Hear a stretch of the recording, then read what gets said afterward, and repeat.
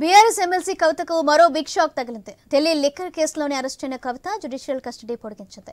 మే 7వ తేదీ వరకు కవితను రిమాండ్ విధించింది. అలాగే కవితను వర్చువల్ గా న్యాయస్థానం ఎదుట హాజరుపరిచారు. మరోవైపు ఢిల్లీ సీఎం కేజ్రీవాల్ రిమాండ్ కూడా మే 7వ తేదీ వరకు పొడిగించండి. ఈ కేసులో కవిత బెయిల్ పిటిషన్పై కోర్టు విచారణ కొనసాగుతుంది. సెక్షన్ 19 ప్రకారం కవితను అరెస్టు చేశామని ఈడీ తెలిపింది.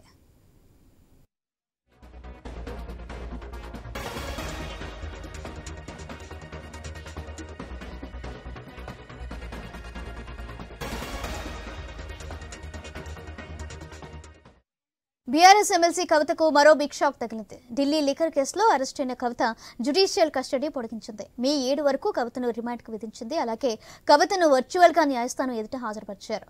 మరోవైపు ఢిల్లీ సీఎం కేజ్రీవాల్ రిమాండ్ కూడా మే 7వ తేదీ వరకు పొడిగించింది.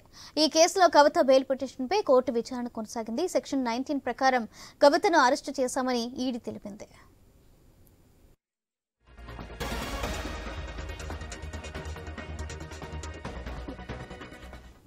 బీఆర్ఎస్ ఎమ్మెల్సీ కవితకు మరో బిగ్ షాక్ తగిలింది. ఢిల్లీ లిక్కర్ కేసులో అరెస్ట్ అయిన కవిత జ్యుడిషియల్ కస్టడీ మే 7 తేదీ వరకు కవిత రిమాండ్ విధించింది. రైట్, ఇదే విషయానికి సంబంధించి మరింత సమాచారం మా ప్రతినిధి రామకృష్ణ అందిస్తారు. రామకృష్ణ.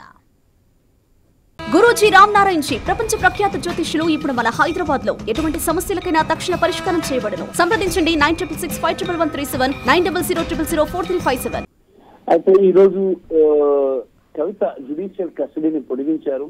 మరి మద్యం కేసులో ఆమె జ్యుడిషియల్ కస్టడీ రాజధాని కోర్టు 14 రోజులు పొడిగించింది. ఈడీ సిబిఐ కేసులో ట్రయల్ కోర్టు విధించిన జ్యుడిషియల్ కస్టడీ నేటితో ముగియడంతో 2 దర్యాప్తు సంస్థలు కవితను వర్చువల్ గా కోర్టు ముందు హాజరుపరిచారు. మరోసారి కస్టడీ పొడిగించాలన్న దర్యాప్తు సంస్థల విజ్ఞప్తి మేరకు న్యాయస్థానం కవిత జ్యుడిషియల్ కస్టడీని మే 7 వరకు పొడిగిస్తూ నిర్ణయం తీసుకుంది.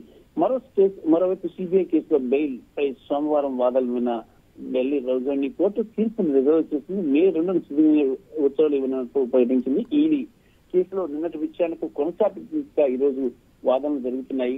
మద్యం కుంభకోణం కేసులో మార్చి 15 అరెస్ట్ అయిన కవిత జ్యుడిషియల్ కస్టడీలో ఉన్నారు. ప్రస్తుతం కవిత తిహార్ జైల్లో ఉన్నారు. అక్కడ తిహార్ జైలు నుంచి ఆమెను వర్చువల్ గా అధికారులు కోర్టు విచారణ ముందు హాజరుపరచడం జరిగింది. ఏదేమైనా సరే ఇది పెద్ద షాక్ అని చెప్పాలా. కవితకి ఈ రోజు 3 కేసులు మొత్తంగా ఉన్నాయి. 3 కేసుల్లో ఇప్పటికే ఆల్రెడీ 2 కేసులకు సంబంధించి ఆల్రెడీ ఈ జ్యుడిషియల్ కస్టడీని పొడిగించడం జరిగింది మే 7 వరకు.